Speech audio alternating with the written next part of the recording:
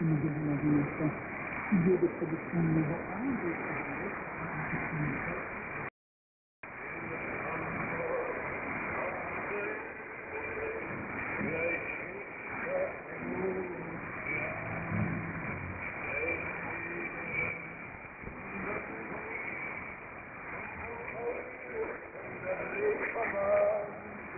Nous prenons donc la direction de Hambourg pour commencer nos jours les plus grands ports commerciaux d'Allemagne, une dizaine d'Europe après Rotterdam, un nombre de conteneurs traités, une infrastructure physique, une économie du pays et une évolution. La l'infrastructure sur la côte est à une centaine de kilomètres en moyenne individuelle. Cette situation de difficulté de choix qui représente désormais un obstacle de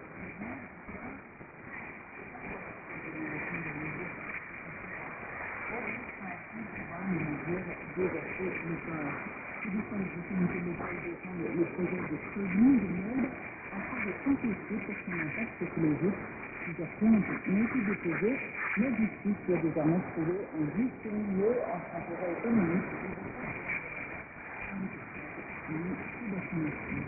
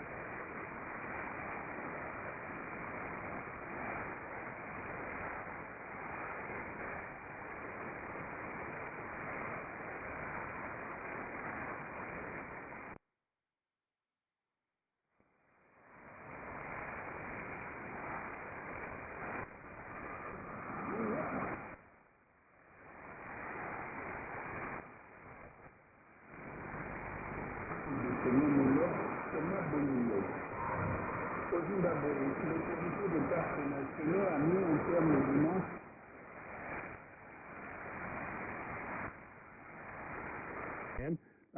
We now find out was killed, died, something. He's now deceased, but this happened more than 2 years ago. And why has it taken so long to find out, and how important is this to the Taliban? Will it hurt them, etc.? Well, I think it will hurt them, although if you assume that the reports are correct that he's been dead over 2 years, and he may have died from tuberculosis, we probably will never know. If he's been dead for 2 years, then I think whatever damage has been done to the Taliban has been done.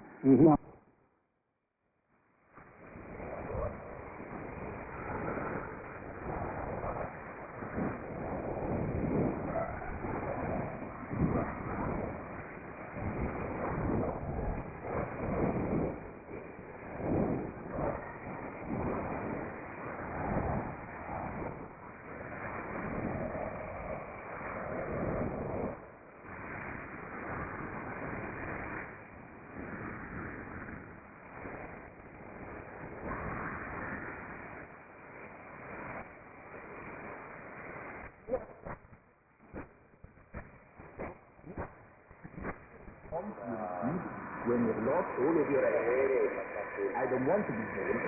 My goal is to have players to develop and to have success in that.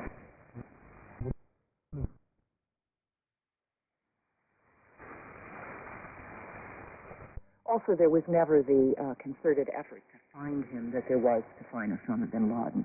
I mean, Mullah Omar gave sanctuary to Al-Qaeda, but he himself, was not the decision maker in terms of the attack on the United States on 9/11. So it wasn't given that high priority.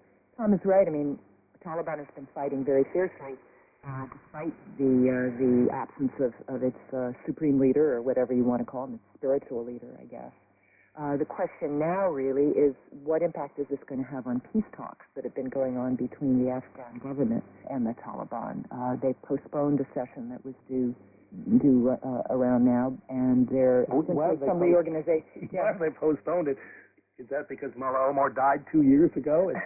Well, I think that the idea is that you're going to have to consolidate control of the Taliban behind one faction or another. Now they've announced that the nominal number 2, a guy named Mullah Mansour, is now the leader, and his deputy is somebody from the Haqqani group, which has been a real thorn in the side of the United States and others. But there's rivalry. Mullah Omar has a son who's in his 20s, who's also a mullah. So I think the idea is to give the Taliban a little chance to sort themselves out before the peace talks continue. Okay, let's turn to the Iran nuclear deal in the United States. There are hearings on Capitol Hill where John Kerry, as Secretary of State, has been the lead witness for the Obama administration, touting and defending the treaty. It's not a treaty, Fred. It's an agreement. I understand. It's different. Treaties I know, require Barbara. 2/3 votes in the Senate. Barbara, you're being so technical. No, technical is important when it comes to nuclear agreements. All right. It's not a treaty. Whatever it is, Tom. The Republicans don't like it. And Democrats, I think, do. And Obama defends it, and my guess now, despite public opinion polls, with it falling about 10 percentage points behind, in other words, it's more opposed by the public than supported. I go back, as you'll remember, Tom, to the so-called SALT II, the Strategic Arms Limitation Treaty 2, that came around in 1979. It was enormously popular. Polls had it at over 80%. It never came to a vote. So does public opinion here play a role? I think it does, but also I think 2016 presidential politics plays a role, and also the intense antipathy towards President Obama by many Republicans is part of it as well. I think there are a lot of Republicans who would not vote for this treaty, even if they were this agreement.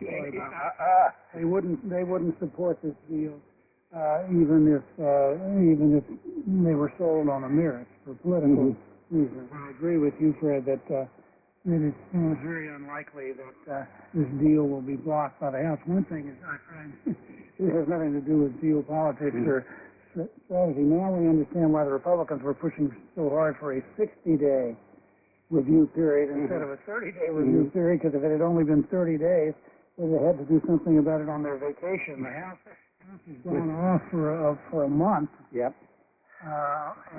So when they come back, they'll still have about 3 weeks to deal with this. I think the agreement will pass despite its unpopularity. Barbara, is agreement okay? Can we? Yes, please. That's what it is. We can call it an agreement. What do you think the status is of it at the moment?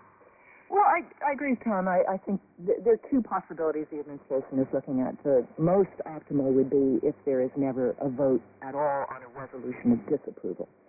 That means the administration would need 41 votes in the Senate to stop it from actually going to a vote. And that's what they're working on. They're trying to get as many Democrats as possible and even a couple of moderate Republicans, if possible, to prevent a vote in the Senate. And then, deal is implemented, that's it. Worst case, well, the second, and this is possible, if a resolution of disapproval is voted by both houses, then the administration is counting on the fact that Obama would veto, and there aren't enough votes to override the veto. It's my impression, correct me if I'm wrong, that even if the veto was overridden, it's not binding. That would make it hard. It would make it very hard. I think you would see a kind of retaliation from the Iranian parliament, and this is an enormously complicated deal. Many, many, many moving parts, and you don't want to let domestic politics in either Iran or the U.S. get too gummed up in this. The other thing, you talked about the polls. There are all sorts of different polls. It depends on what questions are asked. It depends on which polling agency is doing it. If you phrase it a certain way, people will say this or that. But I think if you ask people, would you rather have this deal or go to war with Iran, you get a very large majority in favor of having the deal. Which is probably why President Obama and Secretary Kerry frequently phrase their arguments in more stark terms. It's an either-or. Either you support this deal, or you're basically saying you want us to go to war. I note that the French